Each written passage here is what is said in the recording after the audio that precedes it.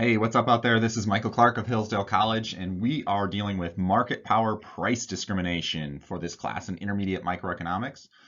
In previous classes, we have covered monopoly models where you have one price, and if you're going to sell any more than you currently are selling, if you're going to sell a quantity that is of a higher quantity than what you have when you're in a monopoly model, that is rough for you because you have to sell at a lower price. And when you sell at a lower price, you have to sell at a lower price for all of the sales that you make. That's our monopoly model. Here, what we're going to talk about is when you have kind of a monopoly setup, you have some market power, but a firm is capable of kind of bucking this trend. They find a way to sell its product at different prices for different types of consumers. Now we can ask, why would a firm want to do this? Why not just, charge at this high monopoly price? Monopoly is great, right? Like that's what we think of as like the firm winning the battle between firms and consumers, right? That's kind of a misnomer here. But so why would we ever think about a firm wanting to charge at multiple prices? Why would they want to do this? And what strategies would they take if they did do this? That's what we're going to talk about today with price discrimination. And we have three types of price discrimination that we're going to cover here, plus a couple of other kind of pricing strategies that we will look at. So first up, we are going to get into first degree price discrimination, right? And so with first degree price discrimination, this is like sometimes referred to as perfect price discrimination. It works out perfectly. What a firm does is it charges every single consumer exactly their willingness to pay, right?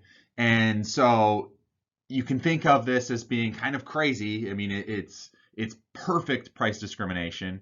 It only would happen in really rare, or at least it might not even actually ever really happen. It might only happen theoretically, but it might kind of happen only in rare circumstances. Some people talk about car sales or college tuition rates for students as being somewhat perfect price discrimination. I kind of think of online sales where if you could track people's behavior, you know pretty much how much somebody is willing to pay. You could use cookies and kind of things like that, and charge online users different rates based on what you know their willingness to pay is. That doesn't really tend to happen with reputational mechanisms and regulations and other things like that. But you can think of successful car sales people. They're very capable of figuring out what people are willing to pay and how much they should make this sale for. Colleges, people often don't really realize this, but a lot of times your tuition is somewhat negotiable. Colleges and universities use imperfect price discrimination by offering scholarships and financial aid packets to students, but they're trying to get it closer and closer to perfect price discrimination. Basic idea here, though, is just that you charge customers exactly their willingness to pay. In the theoretical, model here, if we had it perfectly done, it's as though an individual is walking around with their maximum willingness to pay stuck on their forehead, and lo and behold, the firm charges exactly that willingness to pay, right? And so all consumer surplus gets transferred into producer surplus in this basic setup. So what we have here is, say we buy the first quantity Q, right? We can pay at this price P for that quantity Q. And so what would happen is the consumer at quantity Q, they would value it at A, and that's what they would pay. So they would get zero consumer surplus. And you do this for all quantities. If you assume that this is a continuous function with these infinitesimally small transactions taking place, all of the consumer surplus from a normal monopoly model or competitive model even would get transferred into producer surplus. And so we end up with a situation like this where we do get a monopoly charging a higher price, but we still do get some consumer surplus, areas A and C here. So we do get some consumer surplus even with this monopoly price that we have here, right? But with first degree price discrimination, with perfect price discrimination, we don't get any consumer surplus, right? All of it gets churned into producer surplus. And so what happens when we charge the monopoly price is, okay, yeah, there's some consumer surplus, sure, but then there's this producer surplus that we get a hold of, areas B and D, but because we're charging this higher price, the quantity gets limited, and that's the end of the story, because we can only have one price in this standard story of our monopoly market. And so this quantity is limited, and what that does is that causes this area of deadweight loss to exist, this area E, because we have this valuation marked on our demand curve, this willingness to pay of our demand curve, and that willingness to pay is higher than our cost for these transactions, and yet we are not engaging in all of those transactions. And so we can see this lost amount of value for each and every single transaction, and that would be our area of deadweight loss for those transactions. When we have first degree price discrimination, we no longer charge this monopoly price. What we do is for every single unit that we sell, we just charge the willingness to pay, right? So we're charging this willingness to pay. So we get all of these exchanges taking place all the way down to here, but we have all of these different prices that are actually set for each individual consumer here. And so all of this becomes producer surplus, as they're charging this max amount for all of these goods, and yet it only costs them this marginal cost here. And so for all of these transactions, we get some surplus, and we have more transactions. We go all the way out to here, because why not sell if you're doing perfect price discrimination at this lower price out here, right? They're going to sell all of these, and so we get this entire area. It becomes producer surplus. So one thing that's noted is this is actually more efficient for society. You might think, hey, the producers are gaining and the consumers don't get any surplus, so this must be bad. Well, it is bad for the consumers, but it's great for the producers, and quite frankly, it's good for overall efficiency, as we don't have any deadweight loss. Now, most textbooks will give you some assumptions that have to be met in order to do first degree price discrimination, so we'll just cover those real quickly here. One is obviously that you have to be able to prevent resale. Otherwise, you could sell to a person who's only willing to pay a lower price, and they could resell it to somebody who's willing to pay a higher price, and there could be an arbitrage opportunity there. So you have to be able to prevent resale. That's a common assumption that we need for basically all price discrimination models. And then also you have these customers having these different willingness to pay scenarios. So you end up with more than one price. They have different demand curves. That works here with perfect price discrimination.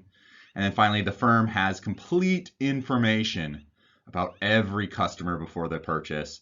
Basically the idea of walking around with your willingness to pay, labeled on your forehead so that everybody knows what you're willing to pay. That's kind of the big assumption here. But lo and behold, firms often know your willingness to pay better than you probably realize. So this isn't as crazy as it sounds, although in the perfect sense, if we did it absolutely perfectly, maybe it is a little bit more of an extreme assumption. All right, up next is third degree price discrimination. I understand that this is coming after first, and you're saying where's second degree price discrimination, but I think it helps to understand third degree price discrimination before second degree. It makes second degree make more sense here if we go into third degree price discrimination. If we have third degree price discrimination, what's happening with this? We can think of this as ladies' night or these kind of discounts for certain groups. That's what third degree price discrimination will really come down to. So we can think about this. Why is there a ladies' night? What's happening when we have a ladies' night? And all of these things. Why do we get these different prices charged? So why is there a ladies' night? Consider a Tuesday night at a club, right? Why would you have a ladies' night if you owned a club and you're trying to maximize your profit as a firm? So first we're going to look at the supply and demand conditions, and what we're going to do is we're going to break our analysis down to two different groups. We're going to have males and females, and we're going to see, okay, we're going to treat these two groups a little bit differently, i.e. one of them will get a ladies' night, whereas males don't get the ladies' night. So to simplify the analysis, we will assume a constant marginal cost. So here we just see a flat marginal cost, and we will assume 0 fixed costs, which then our marginal costs can equal our average total cost curve. This will just clean things up here. What you really want to focus on here is the demand's elasticity. So we have a pretty big demand here, and it's relatively inelastic compared to what we will look at next. So what this story is telling us is that we have many males out there who would like to meet females and go off to the bar, go out to the club, but you know, there's not a whole lot of options out there on Tuesday night, right? They have some other options of places to go, but not a ton. So the demand for going to the club, it's relatively high, right? It's relatively far out there. So given these demand conditions, what do? Well, you start by finding where marginal revenue equals marginal cost, right?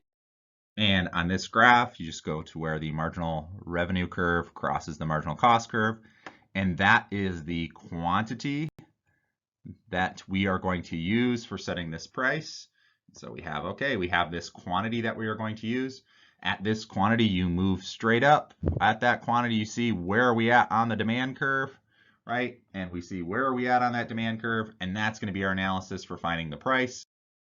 So here what we can see is, okay, we took that quantity wherever marginal revenue equals marginal cost, and we found that quantity where it hits on the demand curve. So that is our optimal outcome for what we would like to charge males given this basic setup. So you can see the firm's economic profit, which is the same as their producer surplus, with 0 fixed costs in this case, by looking at this graph right here. So you can see the firm, how they're benefiting from this. Make sure that you note that price PA is the optimal price to charge the male characters in this setup, because that's going to come back with the way that we designed the problem to be an important price that we're going to measure here. But you can see, okay, all right, you take one group, the males, and this is what you would do. It looks like a standard monopoly kind of setup. Fine. All right, well, now let's look at female. The females, they have different demand to come to the club, right? So the cost curves haven't changed for the firm. However, the demand has. So the demand is much more elastic in this case. So females of all kinds have options on Tuesday nights. That's not as big of a deal for them. They have alternatives that they can do. So their demand is more elastic in this basic setup. And we are saying, okay, so we have this monopoly firm looking to optimize profits from females. We can again go through the same basic process. We can say, all right, where does marginal revenue hit marginal cost? That is going to be our quantity. We want to take that quantity and head up to our demand curve, and then that will be the price that we would like to charge. So we can see that here. We get the corresponding price on the vertical axis here, and we can see the economic profit once again, which is the same as the producer surplus, given the cost setup and structure that we have, where we have no fixed costs, etc.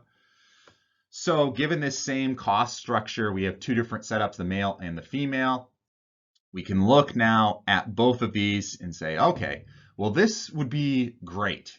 This would be the setup where we would get the most economic profit out of the males and the most economic profit out of the females. However, you're in a market, and what do we do in markets? We have the law of one price. There's only one price that we can charge. So should we charge the female price, the male price? What should we basically do?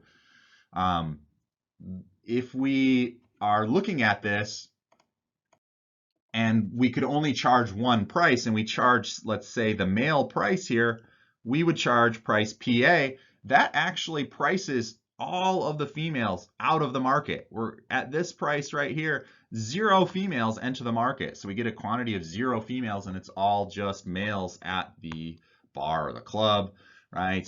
So basically all women get priced out of this market. If you price anything above PA, obviously we're just reducing profits from the males, and we are likewise not going to have any females there still anyway. So the price PA causes females to look elsewhere on a Tuesday night. Their demand for going to the club is not high enough at that price. And so if you're trying to exert influence here over your crowd, you're basically getting all male, no female. Yeah, you're extracting as much profit as possible from the male crowd, but you're getting nothing from the female crowd. And so maybe we could possibly do better. And the way that we could possibly do better would be to try and engage in price discrimination. So here we can see the market for both male and female. If we added together their demand curves, we would see that at a price PA, right, lower than price PA, we start to also have female demand. And so that's why you see this kind of kink demand curve. Everything above price PA is really just the demand and marginal revenue curves from the male market. And then after QA, to the right of QA, we have both the male and female, and so it kind of kinks out at that point there. We could treat this like just one market, and if we did, we would be at price PA quantity QA. That's where marginal revenue equals marginal cost, and so that would be the situation where we charged price PA and 0 females would show up. However, if you can use price discrimination, you're going to end up with 2 areas of economic profit. If we treat the market as one demand function, right, then all we're going to get is this area of economic profit over here from the male picture.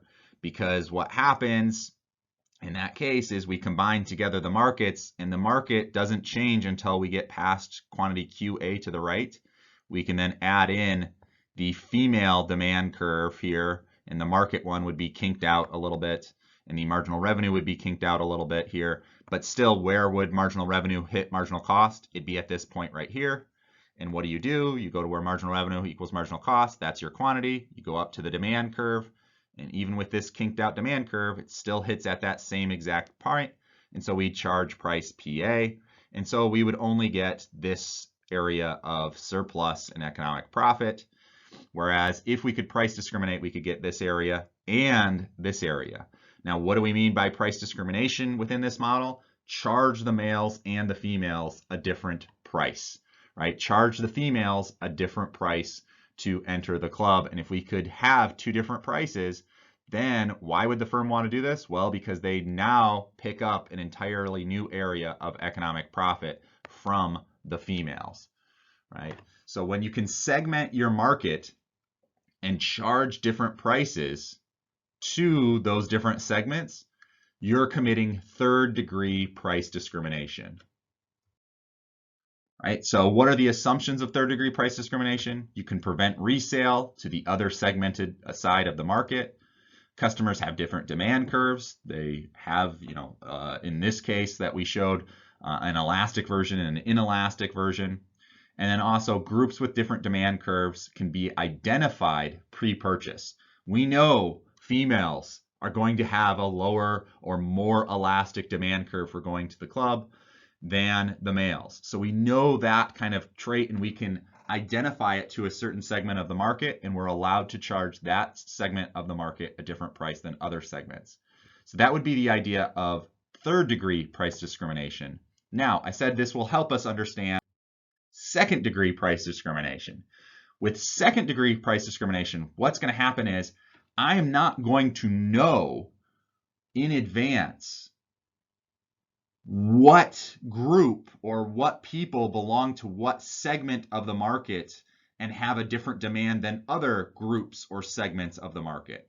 So an example that I would use is you could have this Faygo Pop for sale, and it's, hey, let's say it's slightly more expensive than your normal drink, whatever. And some people love Faygo Pop, but I can't identify you in advance. I don't know, oh yeah, all the Faygo drinkers, right? They just stick out. They're the people who, females. I can identify them. Females love Faygo. Or can I say people who wear hats, they love Faygo, right? If that was the case, then I could do 3rd-degree price discrimination, and I could say, oh, okay, well, anybody who's wearing a hat, they have to pay a different price for Faygo, right? Things like that, right? I can identify in advance. With second degree price discrimination, I can't do that. I have no ability to identify in advance what's happening here. So when we look at the assumptions, sure, it starts off the same. You can prevent resale. You have these different demand curves. But then the third assumption here is what distinguishes second and third degree price discrimination. With second degree price discrimination, the firms cannot directly identify which customers have which type of demand before the purchase. So there's some keys to second degree price discrimination and segmenting. The key benefit from third degree price discrimination was charging a higher price to the relatively inelastic group. Since you can't tell the relatively inelastic group with second degree price discrimination, the task gets a little bit trickier. But there's some creative ways to basically do the same thing and charge those people who have the more inelastic demand the higher price, right? So while I can't tell who the Faygo drinkers are by looking at you, there are some of you out there, and perhaps I can do some things to kind of change my market where you'll actually reveal yourself, right? So we have this what's sometimes called indirect price discrimination. So second degree price discrimination is also called indirect price discrimination because the firm indirectly discriminates. The firm gives its customers various choices and allows customers to kind of reveal themselves, to choose among those various choices. So an example of this could be adding special bonus content to video purchases or online streaming purchases or DVDs that are sold, or upping the quality to Blu-ray discs, or possibly, at some point in time, they had 3D bonus packs where you could have 3D movies for sale, right? Or doing all of these things and having a 5-disc combo pack for sale, right? And just kind of jam-packing in deleted scenes, bonus content, multiple versions, whatever it would be. And that's one package that you can buy. Or you can buy a package that is just, you get the standard movie. You get the DVD, you get the just whatever, just the standard movie, right? The standard movie will cost $15. The combo pack, it'll cost $45, right? Well, why would you ever get the $45 combo pack? Well, people do, right? So you might get the extended edition Blu-ray 3D DVD because you're buying a movie, say The Hobbit, that you just absolutely love. This movie is just, it's so great. You think the world of it. And so you pay the higher price, right? You go through, you even get, the next one in this series. You get the 3D, you get the extended edition, you get these, you want to see that bonus content. You're willing to pay the higher price. You're willing to pay the $45 because you're still, quite frankly, getting consumer surplus from it, and you want to see this stuff. But when it comes to just kind of a funny flick that you kind of like, you just get the standard edition. You just get the standard DVD, or the, if you're getting it online, you just buy the movie, plain and simple. Maybe, you don't pay for the extra bonus content and all of this stuff. So this is called versioning. So the DVD, Blu-ray, movie example is an example of versioning. Versioning is a pricing strategy in which the firm offers different product options, different versions, designed to attract different types of consumers, right? And this is a type of second degree price discrimination. I don't know by looking at you, if I'm the firm, do you really love The Hobbit, right? Like, I can't look at you and absolutely know and say, I'm just going to charge you a higher price, just like we can with ladies' night, male and female. I don't know. And so what I do is I just put two options out there. Do you want to pay more, or do you want to pay less? Right? Well, obviously you want to pay less, but what I do is, if you're willing to pay more, I'll sweeten the pot a little bit for you. If you can reveal that you love The Hobbit to me by saying, I'm willing to pay for these little bonus features, you reveal yourself. You kind of show that you actually are the person who is willing to pay more. And so you reveal yourself. And that's how we kind of engage in, or one way we can engage in second degree price discrimination. Another version is quantity discounts. So you can charge a lower per unit price for those who buy larger quantities. So this only works when customers who purchase large quantities have a relatively more elastic demand curve. So you can think of examples of frequent customer cards. So a lot of coffee places will have this.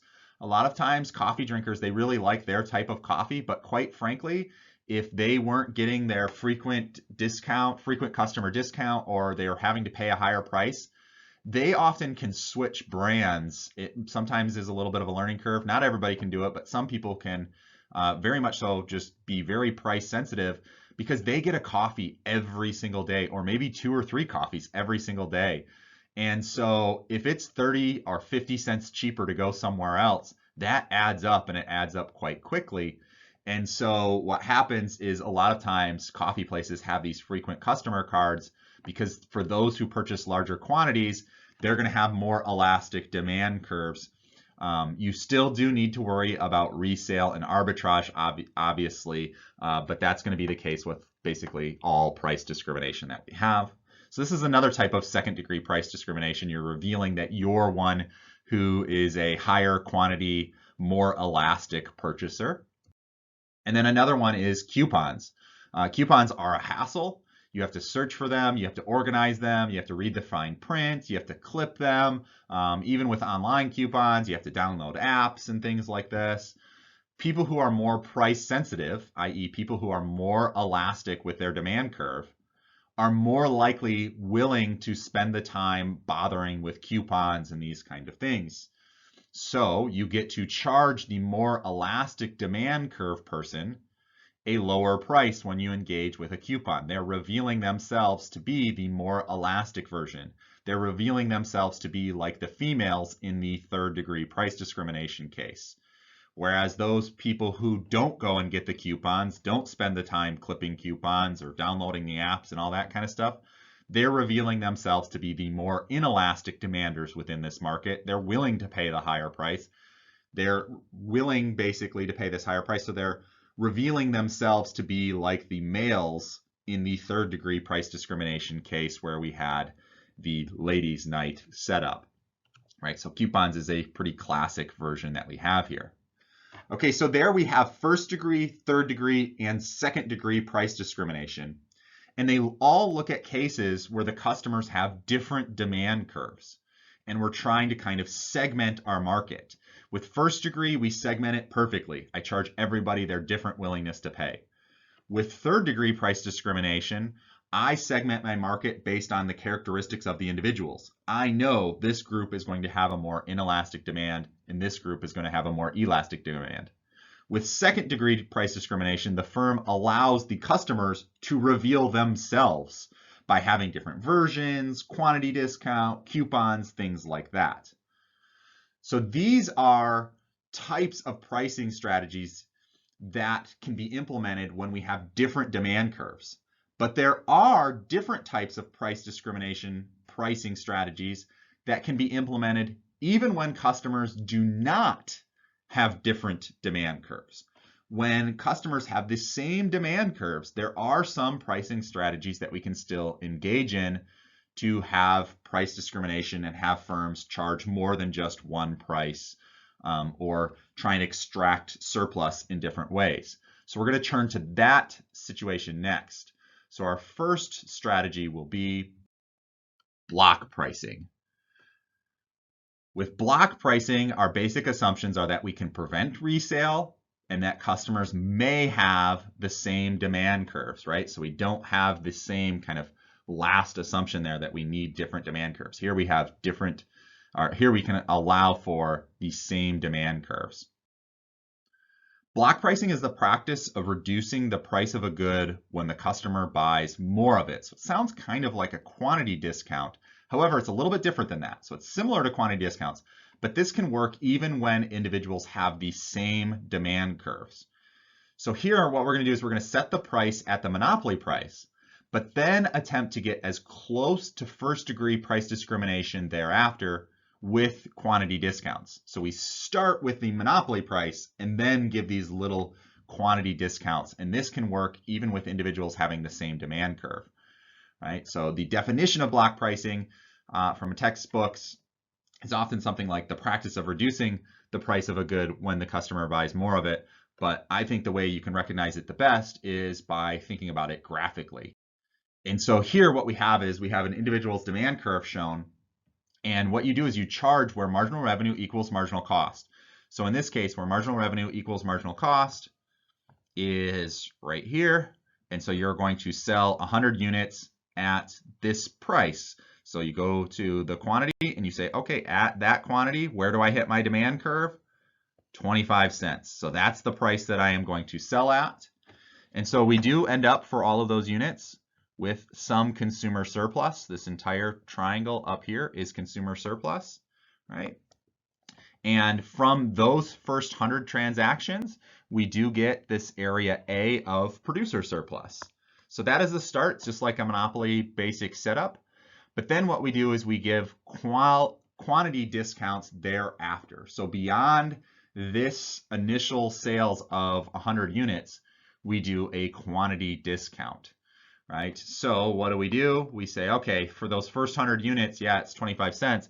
But then for units between 100 and 125, all we're going to do is charge you 20 cents, right? And so what happens there when we do this? Well, for units 100 through 125, you're going to get this little block here of producer surplus, because the cost of selling those units is the marginal cost, and you get to sell them at 20 cents. So you say, okay, for everything over 100 units and less than 125 units, here's my costs, but you get to pay 20 cents. I don't keep it at the same price, 25 cents, because none would get purchased, right? None of those would get purchased. So I, as a producer, pick up this block C of producer surplus. Note that the consumer is actually happier with this than the monopoly setup, because they pick up area of consumer surplus B, right? So this is actually good for the consumer compared to the monopoly outcome. And then we could say, well, between units 125 and 175, let's do it again, right? We're trying to get as close to perfect price discrimination as possible. We're not going to be perfect, but let's charge another price here. Let's say for units between 125 and 175, you only have to pay 10 cents. Well, all right, if you only have to pay 10 cents and for those units to produce, it costs me 5 cents, well, I again pick up that value for all of those units, and I pick up another block of producer surplus, this area E. Now again, consumers also are happier with this than the monopoly setting, because they pick up area D of consumer surplus. So we're reducing the area of deadweight loss to just this little triangle down here, right? When compared to the deadweight loss from a monopoly setup, which would be this entire area here, this little triangle down here, plus areas E, D, C, and B, right? So the deadweight loss actually shrinks here with block pricing. Our next example is what's called a two-part tariff. A two-part tariff, you have to be able to prevent resale, and again, customers can have the same demand curves, but we're taking on a little different pricing strategy. So here what we do, as opposed to the block payments with the block pricing where we get a monopoly price and then we try to kind of perfectly price discriminate and create blocks of producer surplus thereafter, with the two-part tariff, we just really have these two parts of payment. We have a fixed fee, and then we have a per unit consumption payment. So the fixed fee amount will be equal to the consumer surplus from the setup. So you have to kind of be able to understand what the demand curve looks like, what the shape of it is, and you would charge the area of the consumer surplus as this upfront fixed fee. And then you would charge the marginal cost of consumption. You would just straight up charge for every unit you want to purchase. I'm going to charge you the marginal cost, right? So why would you ever do this? This allows you to extract as much surplus as possible. So let's look at this tactic by analyzing one individual's demand curve here in this setting, right? And so what one price do you charge this customer in a normal monopoly power setting, right? And how many units do you sell? Well, you go through and you say, okay, where does marginal revenue hit marginal cost? Right here, this is my quantity. from that quantity, I know I can sell up at this price here, 45. And so what do I get out of this? Hey, what's the producer surplus?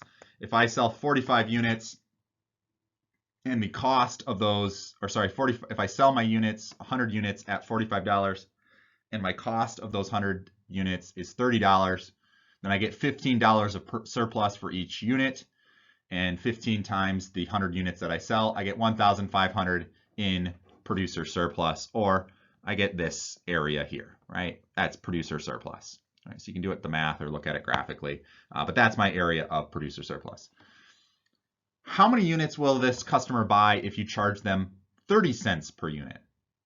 Well, if you charge them 30 cents per unit, right, they're going to say, okay, well, hey, all right, we have this 30 here. We're going to go all the way over until it hits our demand curve. Our demand curve comes down. Boom. So we're going to purchase 175 units if we're charged just 30 here. Well, how much does this cost the consumer then? Well, 175 times 30.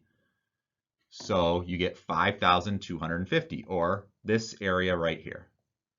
All right, so you get this whole area right here is 5,250. It's saying 30 times that 175, right? Okay, well, let's look at that. That's kind of our setup for this. What do we have? So what is the customer's total value of 175 units then? What's their total value? Well, we just said the total cost was that 5,250, right? That would be the cost of 175 units. But what's the value? The value is everything underneath the demand curve for the units that we're considering. So what we need is everything under that demand curve. So we need this rectangle here, which we just calculated as the cost for all of those units. So we know it's going to be 5,250 plus the area of the consumer surplus for all of those units, or this triangle here. So we can calculate the area of that triangle, 1/2 75 minus 30. So 1/2 that height there times 175. And that gives us 3,937. So this area here is 3,937.5, and that's this entire triangle here, right? And we also know that this area here is 5,250, and that is this rectangle right here. Well, when we do two-part tariffs, this is basically the cost, or this is the price that we end up charging. The customer is willing to pay this total amount for those goods. For 175 goods, they are willing to pay this total value. In a two-part tariff, what it aims to do is charge them exactly this, to charge them this total, this 9,187.5 here, right, to extract their entire willingness to pay. Now, how do you do that? With a two-part tariff, what you do is you charge them their surplus as an upfront fee. So in this case, we would say, all right, this area right here is your consumer surplus. That's to kind of get in the door, right? So the famous example of this is from Disneyland, where they had a gate entrance. To get into the park, you were charged some amount. You can think of it as a two-part tariff. You could think of it as being charged this chunk right here. That's just to get in to Disneyland. But then you can't go on any of the rides, right? So back in the day, it's not the same anymore, but back in the day, there was a price just to get in the door, but then there was also a per ride cost. And so there was a per unit price associated with every ride that you went on. Well, what you would do is you charge, and you're trying to get this area right here as the rest of the charge.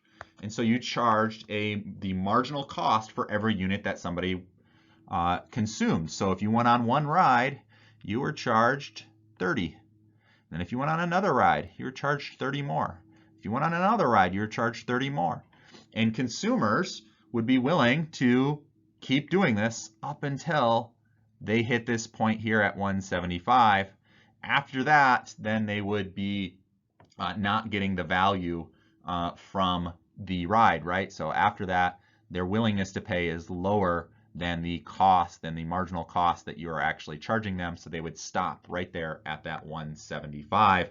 And if you did that, if you charged this area as your upfront fee to get into the door, right, to get into the gates, and then this marginal cost for every unit, you would have extracted all areas of surplus to the producer. So the consumer would be just indifferent between this situation and not having it at all. But the producer, they would be covering their costs completely. So this would be covered. This is all their cost. All of their cost is covered. And then they would be extracting all of the surplus from these transactions. And so they would get this amount of producer surplus from this per unit cost here. So you can see the math here of the two-part tariff, but the basic idea is with a two-part tariff, you charge a fee to kind of get in to the act of purchasing, kind of a gate fee to some extent. You have this upfront fee, and that is the amount of the area under the demand curve, but above your marginal cost. So what would be the consumer surplus in a perfectly competitive situation? You just charge that entire area, and then you do a per unit cost that is equal to the marginal cost to cover the firm's cost from there, right? So we've got some pricing strategies here by firms with market power to review, and we have kind of a couple of different cases here. So we have first through third degree price discrimination, where what we have covered is stuff where, hey, we can have various different demand curves from our consumers, but now we have block pricing and two-part tariffs where even if consumers all had these same demand curves, we can still try and engage in some types of price discrimination. So this is just kind of a quick overview of these concepts here that we have. These are our types of market power where we're using price discrimination strategies. So hopefully this quick review helped you guys out to continue on and think more about microeconomics. You can click on the video here to go to the next lecture.